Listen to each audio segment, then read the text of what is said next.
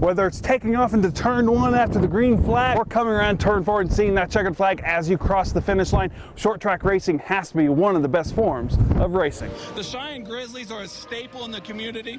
Every summer, over 25 players to come to play at Pioneer Park for an owner who hasn't missed a game in franchise history.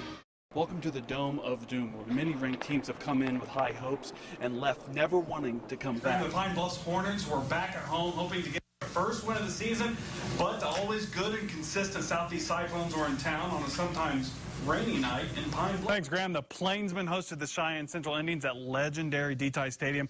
Laramie looking for some revenge after being blown out at Risky Field last year, 45-6. Pop quiz, Hot Shots. Did you know Laramie had a mascot? Well, neither did I. But the Plainsmen made a special appearance for this game. Graham, Pine Bluffs may have the largest win in this rivalry, but Burns is in possession of that trophy. The helmet has been tightly secured in the Burns trophy case for almost 6 years. So let us head out to Carlstrom Field in Pine Bluffs to see if this rivalry can be reignited. Thanks, Graham. Last year's matchup was all Central at Risky Field, 45-6. But Central has a new coach and a new system, so that is even the playing field. Central comes in at 1-3, Laramie at 2-2. The Indians' only win was against Rock Springs last week. Rock Springs is also one of the wins for the Plainsmen. Both put over 35 points on the Tigers, so we should see a very high-scoring game tonight. Central's offense finally got its spark with Tate Montgomery showing up big time for the Indians, but they are at D-Ty Stadium, and on the road woes might come to effect for Central. The Plainsmen are looking to pop back up after that beating they took at Risky last season, and this matchup might determine if Central makes it into the playoffs in Drew Seven's first year as coach. But if Laramie wins, they all but lock up a spot in the playoffs. Game time is tonight at 7 p.m. here at D-Ty Stadium. Of course, we'll have tons of highlights from the game of the week tonight on the Friday Night Frenzy. Reporting from D-Ty Stadium for News Channel 5 Sports, I'm Kurt Maddox. Thanks, Graham. I'm here with Wacy Munsell. Now, you're a bullfighter, but on the things as cowboy protection. Is there much of a difference, or it doesn't matter? It really doesn't matter. The protection of the Cowboys is our #1 job, and our second job is entertaining the audience. If a bull's pretty mean, it's our job to go out there and make a round or two and entertain the audience, getting as close as we can. But still, priority 1 is protection of the cowboy. How many years have you been working the Greeley Stampede? This is my 3rd year here in Greeley, and it's my 10th year professionally, and I've been fighting bulls since I was 13 years old. Now, you have to entertain the audience. Is there a go-to routine that you have, or are you just a natural goofball? Do you like... No, I wouldn't say I'm a natural goofball, but my part of entertainment, I don't tell jokes or anything like that. It's my job to thrill the audience, trying to entice the bull to come and run over me and try not to get run over is basically as simple as I can put it.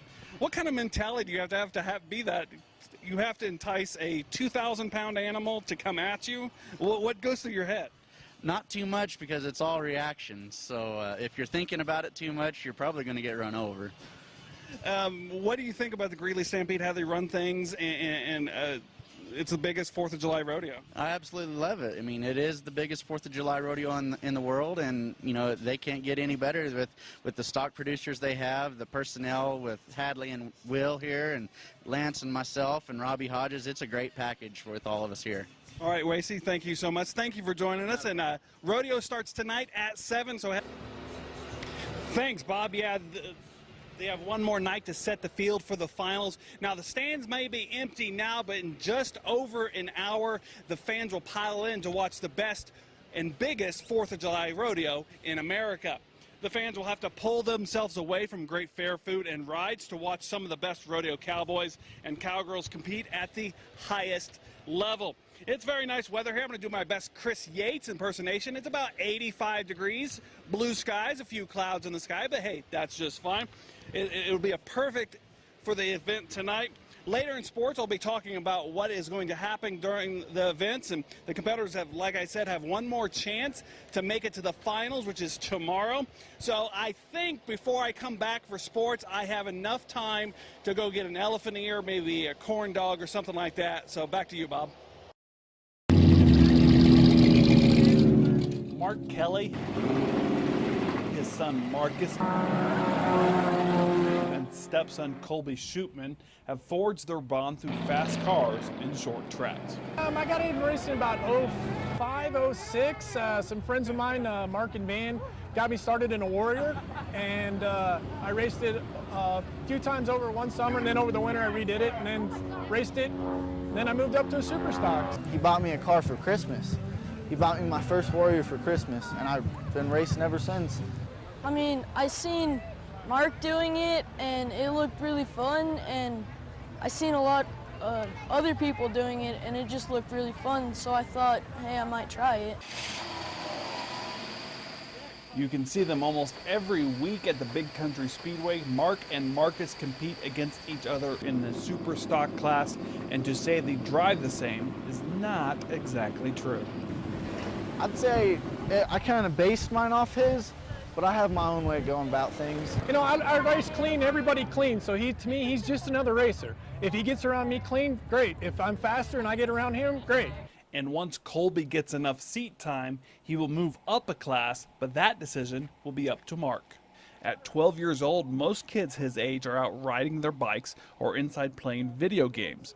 But if you're looking for Colby, you'll find him behind the wheel of a finely tuned race car. It's a lot more fun than any other thing because, you know, you're racing with other people, you're driving a car. You can't really drive a car on the road when you're 12 years old. Yeah, we can fix it. We just got to get some water in it. It's a very proud moment, you know. Your kids want to do what you do, and it's not that it's something they want to do. We don't force them to do anything they want. It's a hobby they chose to do, and we support it. Most fathers' dream is to have their sons enjoy the same thing they do, and Mark Kelly has just that because his race team is fast and family. The Cheyenne Capitals have only been a team for 4 years, but they are already nationally ranked with ladies from age 18 all the way up to 60. So we started out as a league here in Cheyenne in July of 2010, and we have been building as a league since then. They have been a part of the Women's Flat Track Roller Derby Association since 2012. Being a part of the association allows the Capitals to compete against better competition.